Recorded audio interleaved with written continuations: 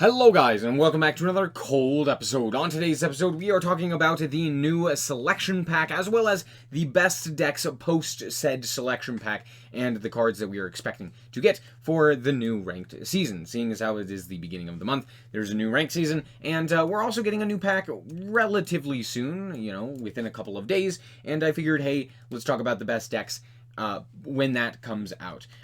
So yeah, real quick, we're going to talk about just what's in the selection pack or what's expected to be in the selection pack, and then go from there. We're also getting two selection packs. Most notably, one of these is a reprint pack, similar to what we've had before. Most notable, the Duel is in here, which is pretty interesting. So that's a good reprint. If you didn't pick that up while that was in the game, you can pick it up now.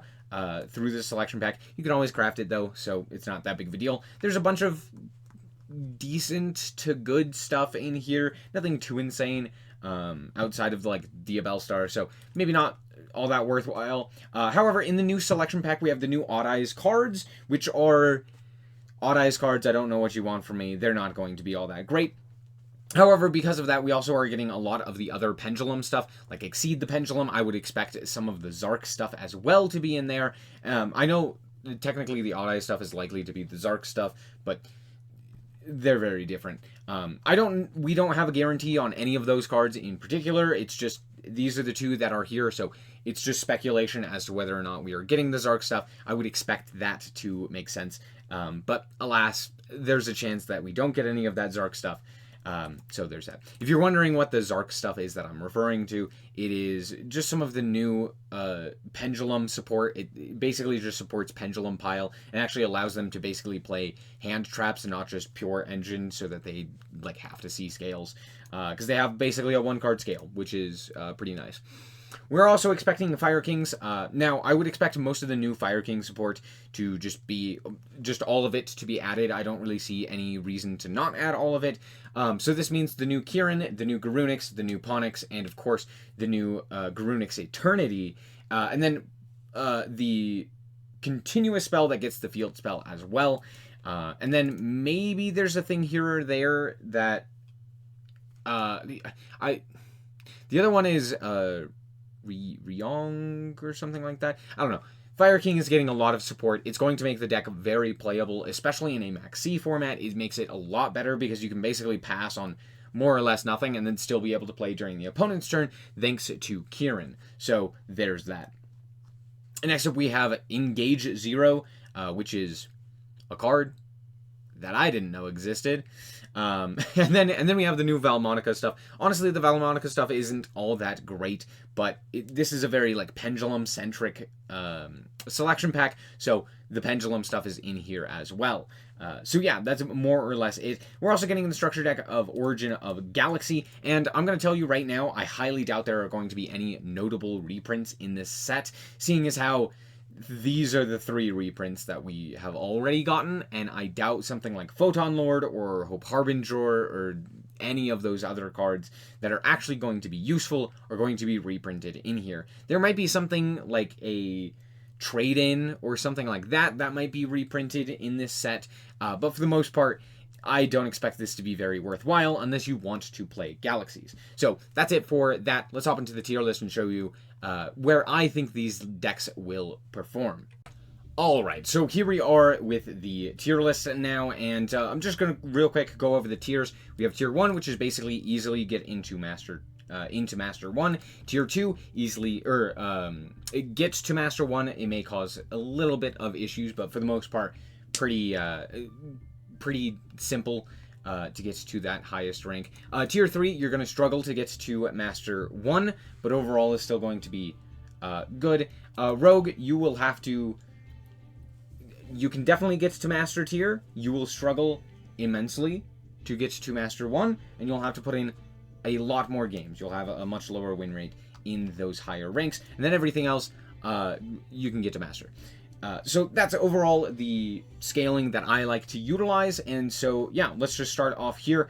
Starting off with Labyrinth, I think Labyrinth is a tier 1 deck. I think it's very easy to get into a Master 1, even with the new Snake Eyes cards and with, or not Snake Eyes, the new Fire King cards. and all of that stuff. I think the metagame overall is going to get slightly weaker and slightly more inconsistent because of the Snake Eye nerfs, and so a lot of the variants like Fire King and the and like Rescue Ace and stuff like that, because of the nerf that is happening to Snake Eye, I think will be more prevalent. And with that, I think those variants happen to be a little bit weaker into Lab. And I still just think Lab is really, really good in a best of 1. So there you go. Lab tier 1. It's pretty easy to get to Master 1 with it. There you go. Next up we have, this one's branded Chimera, but I'm just going to call this like Chimera variants. There is another, no, there's not.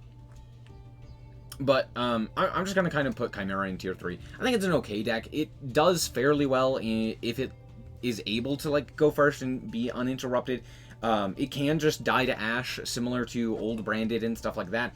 I don't know, it's okay. Its end boards are fairly decent. It can end with, you know, some hand rip shenanigans and stuff like that. So if it ends up getting hand trap, it can end up, you know, causing the opponent to basically just lose. But it doesn't really play that well into like pre-established boards nearly as much.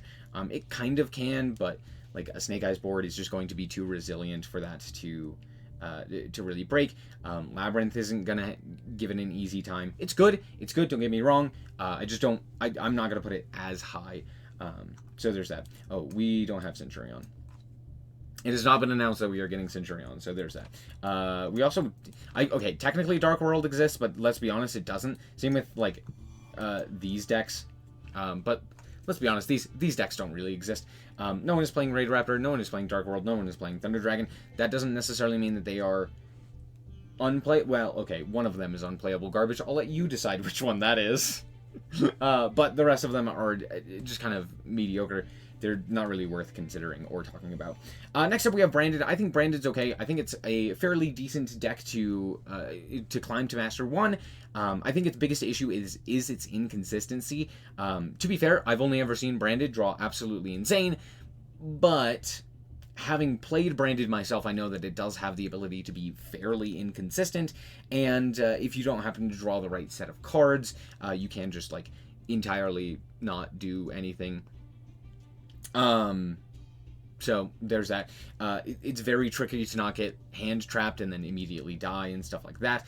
The end board is fairly decent and is comprehensive enough to basically beat back most things, besides maybe Snake Eyes. But yeah, again, Snake Eyes is the exception.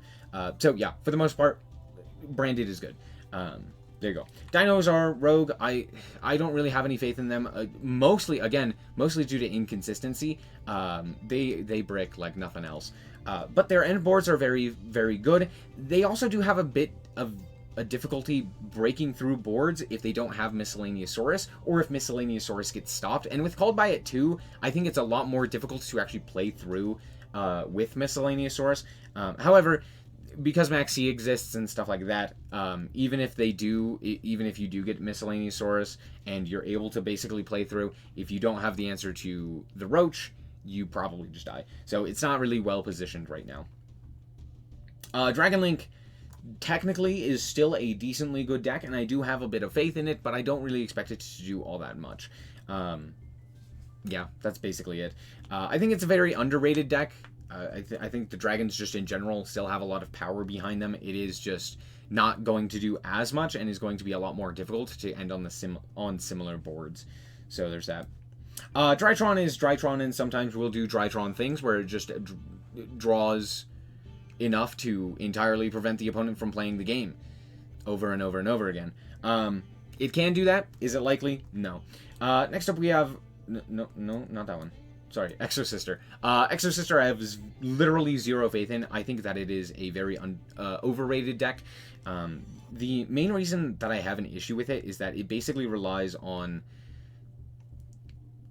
pretty mediocre hand trap lineups, as well as hoping that you draw Martha. Which, to be fair, there's 6 copies of Martha, technically speaking, and if you can do that, then maybe you can play the game. And if you can't, hope you draw Shifter. You know, I said mediocre hand traps. It's not mediocre hand traps. That's a lie. But for the most part, it's reliant on hand traps, but not necessarily enough hand traps and enough of a consistent way to like start your combo, because sometimes it's like, cool, I drew 4 hand traps and Irene, which doesn't do anything, because it's like, cool, I can stop you, but I can't play the game myself. Now Maxi kind of helps there, and like Shifter kind of helps there, but for the most part it's not enough to really make it all that great. Yeah, that's mostly it. It feels like it dies to a lot, you know, imperms, failures, hand traps just in general, and it doesn't really do anything too notable. Sure, you can just kind of like win the game with a Shifter, but you can also win the game with a Maxi, and everyone can do that, so it's not really saying anything. I think Salamangreat's pretty good. I think it has a lot of merit in the current metagame. First of all, it's Cyberse, which means it can do the Cyberse OTK, but it doesn't really need to do that. The biggest thing that it does is just kind of make a pop 4 end board, which is pretty strong, all things considered, with like Promethean Princess in the Grave and stuff like that. You can even set up an extra Omni Negate on top of that, depending on how good your hand is. You can play through a lot of hand traps, which is very, very good, and yeah, just overall, it's well positioned. I'm actually going to put it in tier 2. I think it's pretty good. I wouldn't really discount it. Yeah, it's consistent, it does its thing, it plays through hand traps, it's good. It's good right now. So now we have some of the Fire King variants. I'm actually going to talk about all of the Fire King variants while we're here. Now, technically speaking, you could play for pure Fire King. Now, would I suggest that? No, pure Fire King is pretty mid. It's fun, but it's not very good. It's not very strong. I might play it because it's enjoyable, and I do find it to be fun, but for the most part, it is not a very good deck.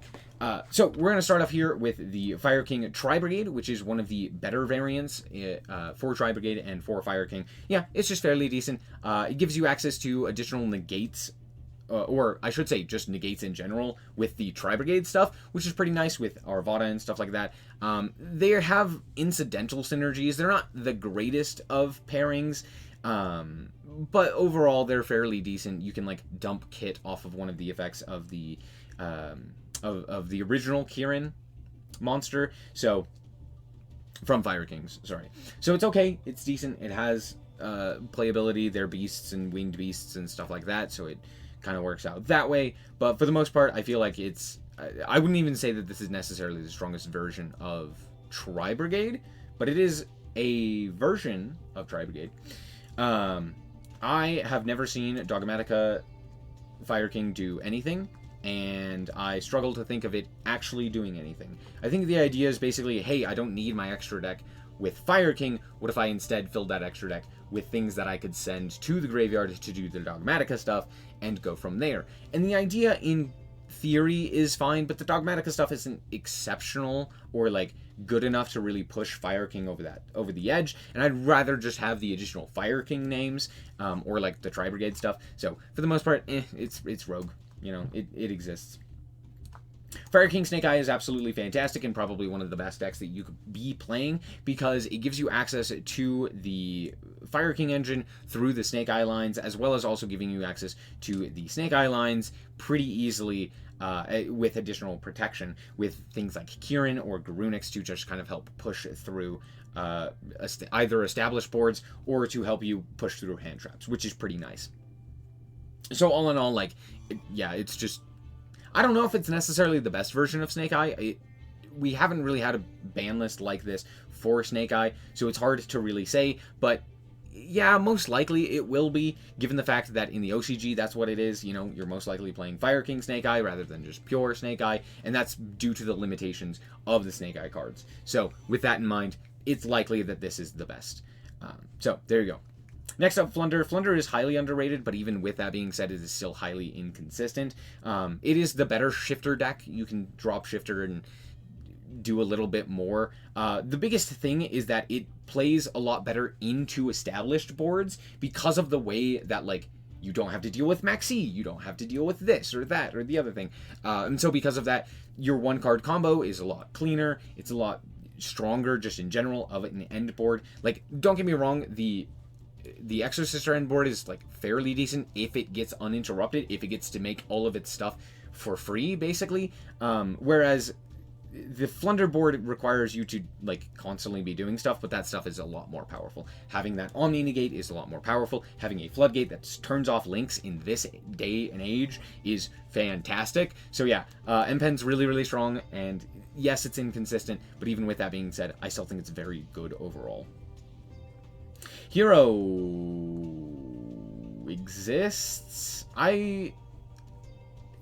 Hero in theory is really good because you can make Dark Law, and Dark Law is pretty good into the current metagame. Again, shifter decks are not terrible, they're just not as good as of right now. Or I shouldn't say that. I should say they're just not as powerful as a lot of the other decks.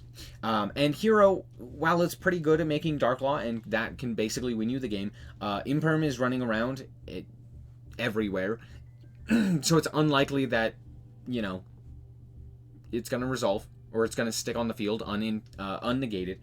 But even with that being said, the other stuff that Hero does is fine.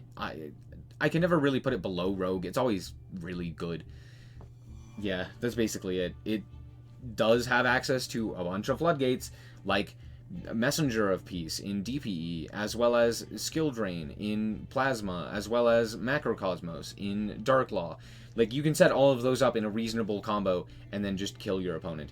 You also have the ability to basically pop their entire board thanks to the trap card that you can now search. So yeah, all in all, it's good.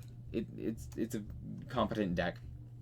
Kashtira is interesting because if we're talking pure Kashtira, Kashtira is kind of mid. But if we're talking Kashtira as an engine, it is one of the most broken engines in the game right now. And, like, every deck can and probably should be playing it, besides, like, a very select few, like Branded or Labyrinth or something like that.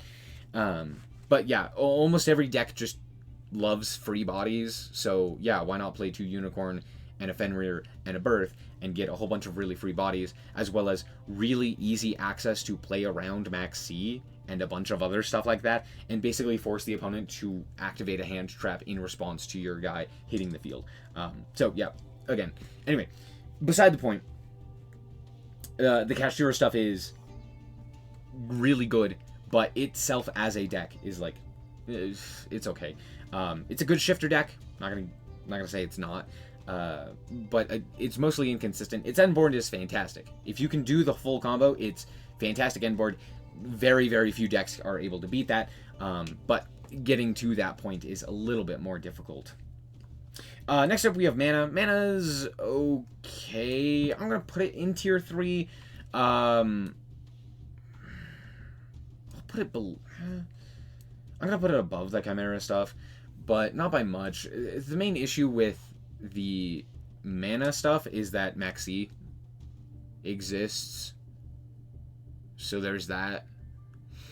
That is like genuinely probably the biggest thing. Is sure, they can play through a bunch of different hand traps and all of that stuff, but can you play through a hand trap that gets you additional hand traps? And can you play through a hand trap that gets you all of the engine pieces in order to beat your board?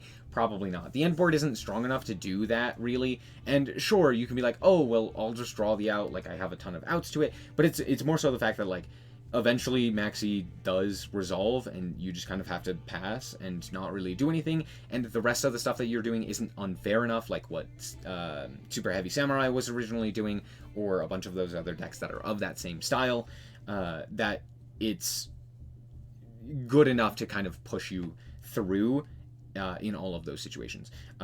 It can kind of play into established boards, it can kind of play, or it can kind of establish a really good board, but for the most part, you kind of have to be uninterrupted to establish a really strong board, and breaking boards is pretty difficult in comparison, unless you draw the Kashtira stuff, in which case, hey, it's Kashtira, it's busted.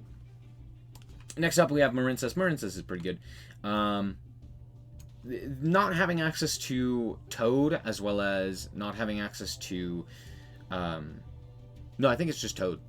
I think everything else is fully unlimited for this deck. So yeah, for the most part, it's just Toad, and not having access to that really does hinder this deck. But for the most part, I think it's still good.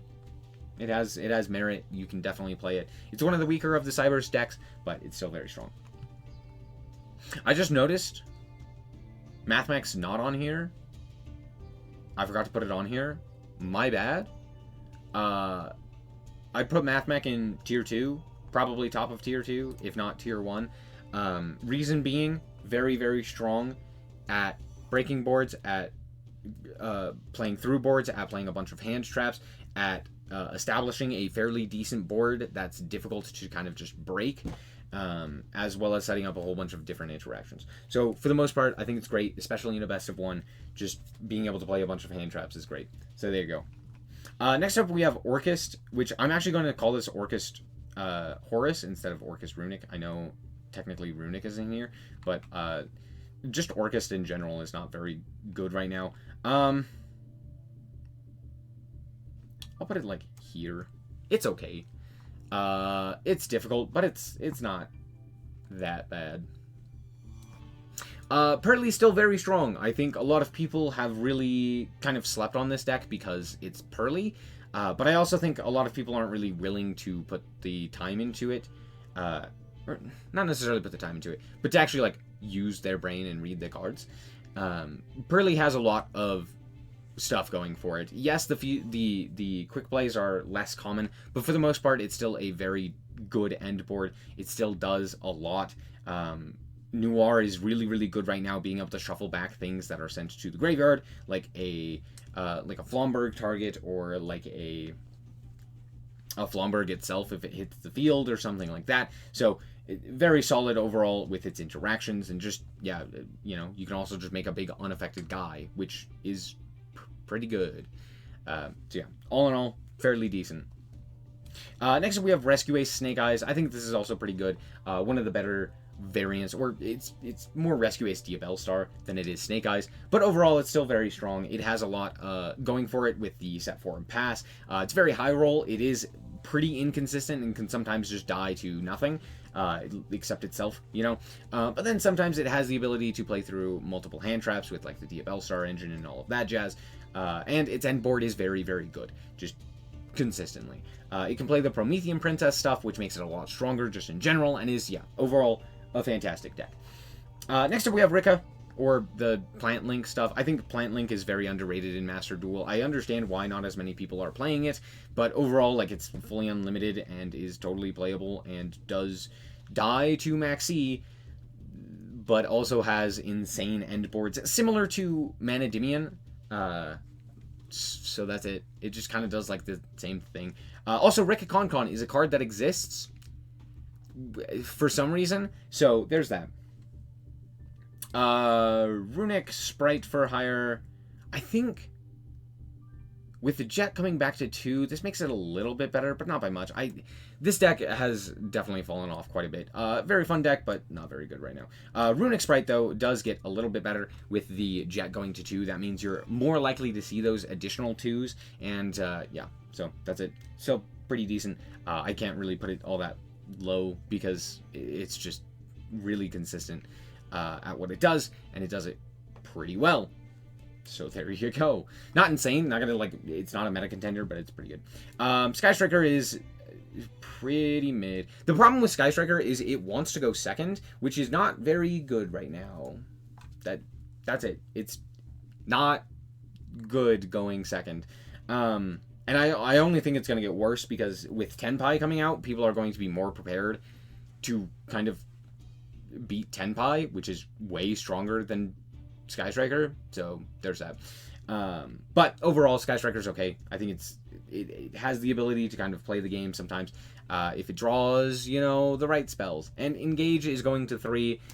However, even with Engage going to 3, I don't think it's going to really change much. They already had it at 2. You could already activate 2 copies of it, which honestly, it's very rare that you're able to activate 3 copies and have that actually do enough to actually mean anything. So for the most part, I think it's, yeah, it's fine. Next up, we have Snake Eye Kashtira, which honestly, it's one of these 2 variants is the best deck. We also have Pure Snake Eye, which I think is just objectively significantly worse. We'll talk about that in a second. But first of all, Kashtira Snake Eye, yeah, it's pretty simple. You just add in, like, Unicorn and Fenris, and it is a really good deck.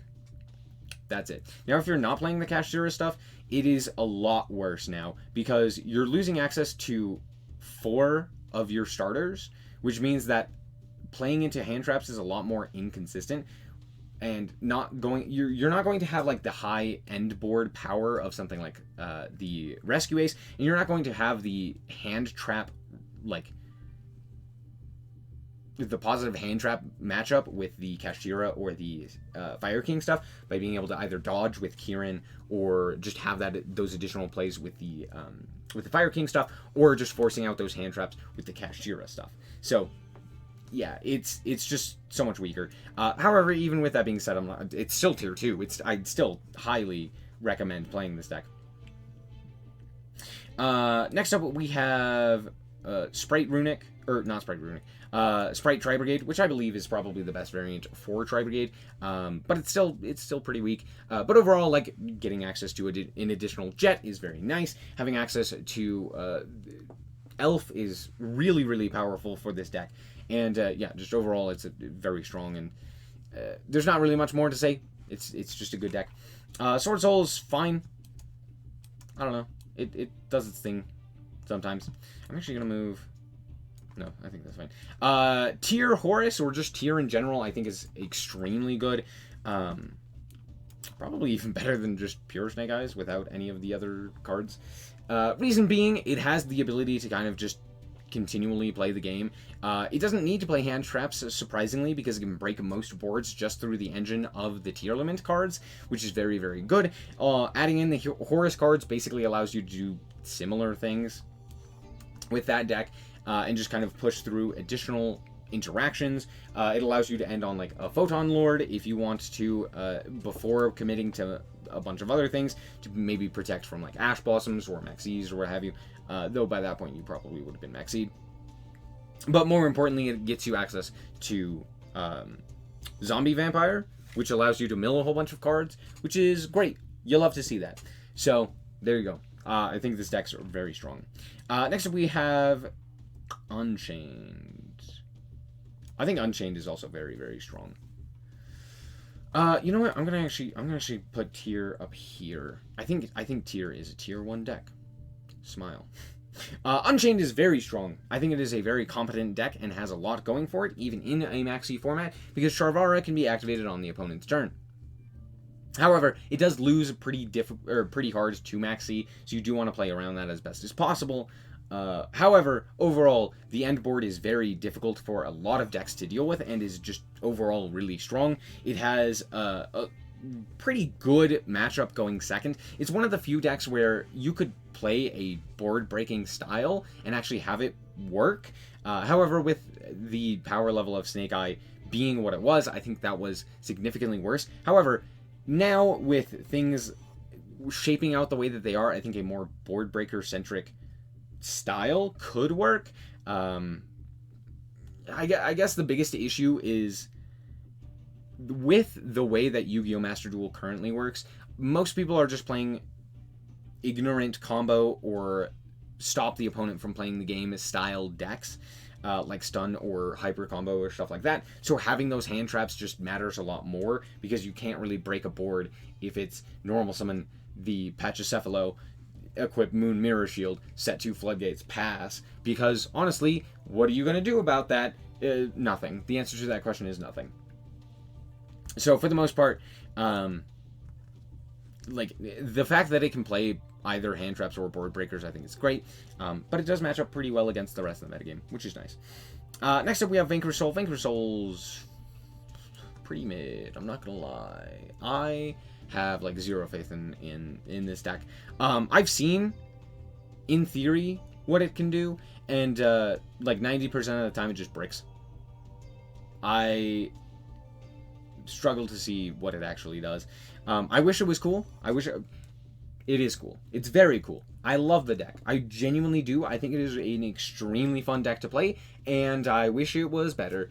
And even with that being said, I still put it in tier 3. It can play Shifter, and it can play it better than Exo Sister. I'll tell you that. Yeah, that's basically it. Virtual World exists. It's not doing anything, but it's there. Existing. Valmonica, I'm also going to put into everything else. Valmonica is not receiving any of its, like... No, I think it's getting everything. And even with everything, I don't think this does anything. Valmonica has the biggest issue of being a deck that relies on pendulums without being part of the pendulum pile. So unlike something like Zark or Melodious or something like that, where they actually have their own plays, Valmonica just kind of stares at you and hopes that you ignore it for like 2 turns so that it can make its plays. And then it doesn't do anything. So, yeah, Valmonica I have just zero faith in general. All of these are, like, TCG exclusive decks, so we're not going to talk about them. But yeah, overall, this is more or less what I would say the tier list would look like, specifically for climbing in Yu-Gi-Oh! Master Duel. So, yeah, that's more or less it. Again, basically everything can get to Master Tier. It's not that difficult as long as you are willing to put in the time and the effort. Yeah, literally anything can get to Master Tier. It is mostly about your dedication, whether or not you want to get there. However, you're going to have an easier time with things like Snake Eyes or anything in these Tier 2 as well, and it's going to be a little bit more difficult with these decks here. But that's going to be it. Thank you guys so much for watching. I hope that you guys did enjoy. If you did, I like us very much, so appreciate it. And remember to always stay frosty. Bye-bye. Shout out to the Frost Guard, my members. Thank you guys so much for the support, and I hope you enjoy the content.